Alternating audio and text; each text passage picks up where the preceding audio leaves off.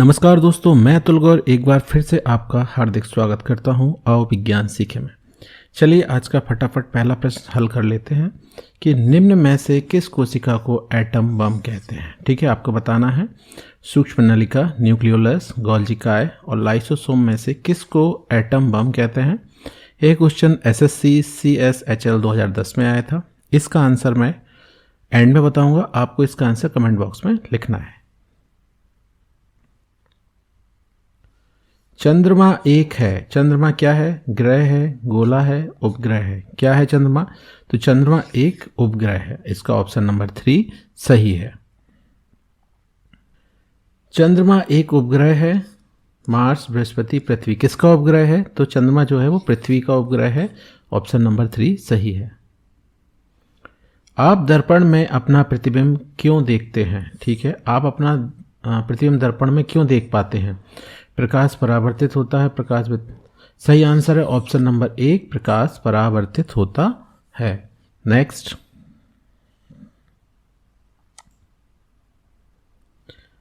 निम्नलिखित में से कौन सी ऊष्माक्षेपी प्रक्रियाएं हैं? ठीक है, ऊष्माक्षेपी बताना है। ऊष्माक्षेपी मतलब क्या होता है? ऐसी प्रक्रियाएं, ऐसी अभिक्रियाएं जिसके दौरान ऊष्मा बाहर निकलती है या हीट जनरेट होती है।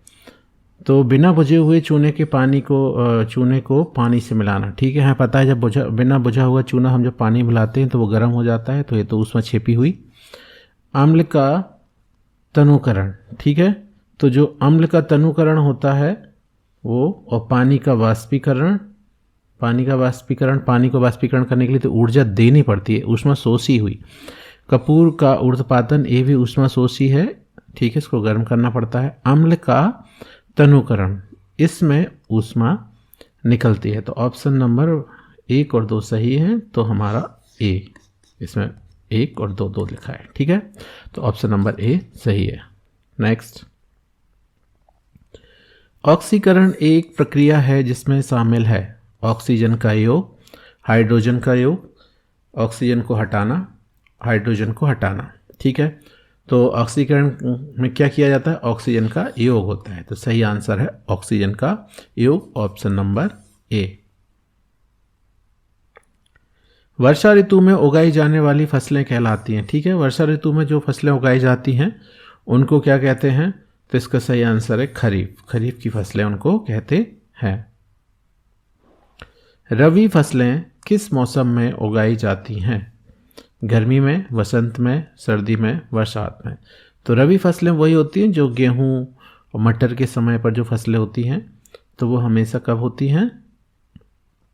वो आपकी रबी की फसलें सर्दी में उगाई जाती हैं।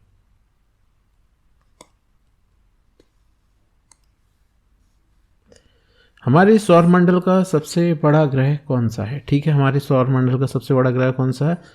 तो हमारे सौरमंडल का सबसे बड़ा ग्रह जो है वो बृहस्पति है।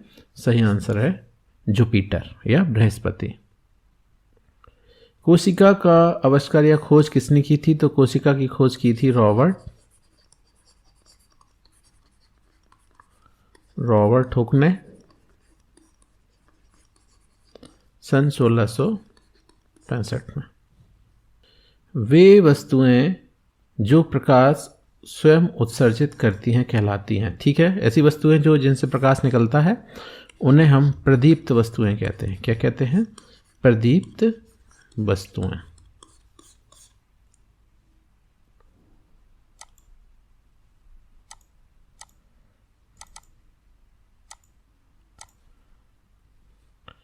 निम्नलिखित में से कौन सी विस्थापन प्रतिक्रिया है?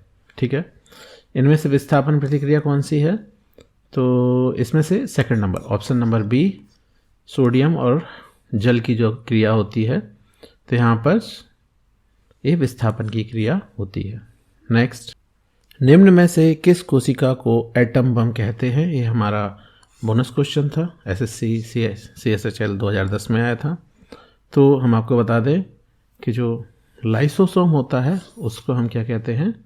एटम बम कहते हैं। कोशिका का एटम बम किसको कहते हैं? लाइसोसोम।